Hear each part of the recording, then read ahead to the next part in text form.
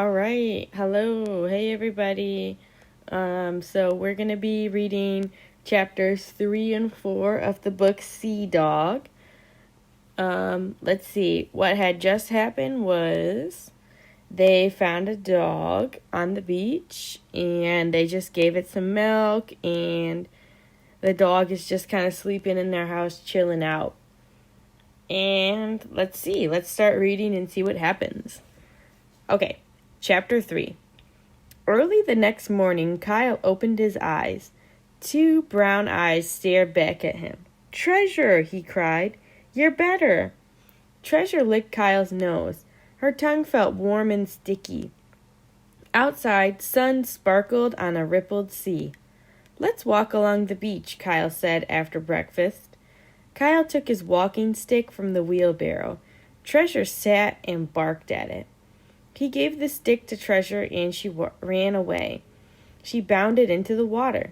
Kyle ran to the water's edge. By then, Treasure was a long way from the shore. "Treasure," he called, "come back." A lone white boat sailed far out on the rippled sea. Treasure's nose pointed toward it, but the boat sailed farther and farther away. Kyle ran into the water. It was cold on his legs. "Treasure," he called. At last, Treasure turned around and swam back. She still had the stick in her mouth. After that, Kyle hurried home from school every day. He always took Treasure for a walk along the beach. She always carried the same stick. She always went swimming, but she never swam so far from the shore again. Sometimes Kyle went out with his dad, but it wasn't the same. When Kyle came home, he always felt sad. He always took Treasure for a walk on the beach. She helped him feel less lonely. Spring came and the days grew longer. One warm, sunny afternoon, Kyle took Treasure for a walk. For once, she didn't run into the water. Instead, she streaked along the beach. She was still carrying her stick in her mouth.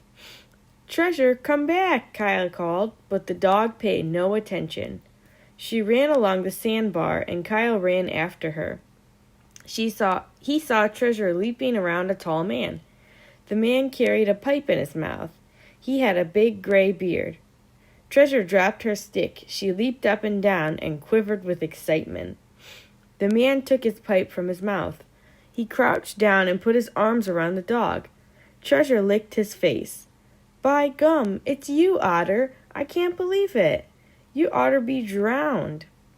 The man looked at Kyle. There were tears in his eyes. "Thank you for finding my dog," he said. Oh, so we see the dog belonged to this man, right? Think about this. How do you think Kyle must be feeling right now? I know how I would feel if I thought this dog was mine, but then I had this bond with a dog, and all of a sudden it belonged to someone else. Let's keep reading chapter 4. Kyle looked at the man. He felt scared and angry.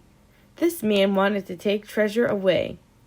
"Her name's Treasure, not Otter, and she's my dog, not yours." "Kyle," his mom called. She ran toward him.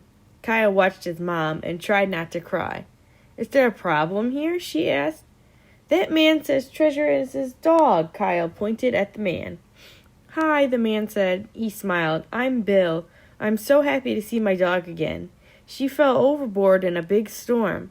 I searched for a long, long time. Finally, I gave up. I thought she had drowned." "She's my treasure," Kyle shouted. "I found her on the beach. She was all wrapped up in seaweed." Bill smiled again. "That's my Otter. She's a great big old sea dog."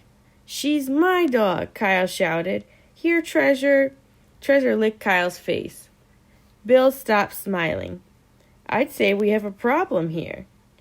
"Please come back to our house," Mom said. "I'll make coffee and we can talk." Kyle didn't want to talk to Bill. Bill was not a nice man. He wanted to take Treasure away. Treasure picked up her stick. She walked between Kyle and Bill. Her tail wagged all the way back to the house. Mom and Bill sat in the kitchen. Kyle took Treasure into his room. He packed some clothes in his school bag.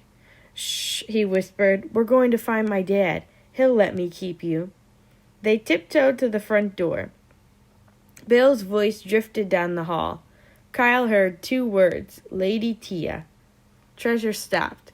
Her ears peeked up. She turned and ran to the kitchen. Bill laughed. "You love the Lady Tia, don't you, Otter?" Kyle moved to the kitchen door. He waited for Treasure to come back. Bill sighed. "My boat is for sale," he said. "I didn't feel like sailing after I lost Otter. I missed her too much." "Why did you name her Otter?" Mom asked. Bill chuckled. "Because she swims like an otter. She's the best sea dog that ever lived." "Tell us about her," Mom said. Kyle crept into the kitchen. He leaned on a wall and sank to the floor. He pulled his knees to his chest and stared straight ahead. He didn't want to hear Bill's story, but he couldn't leave without Treasure. Bill leaned back on his chair. He rubbed a hand over his big gray beard. Then he started to talk. Okay, so we're about to, in the next chapter, hear about what Bill has to say about why he named the dog Otter, and maybe he'll tell us about Lady Tia also. So until then, I hope everyone's doing well. Stay safe. Thanks.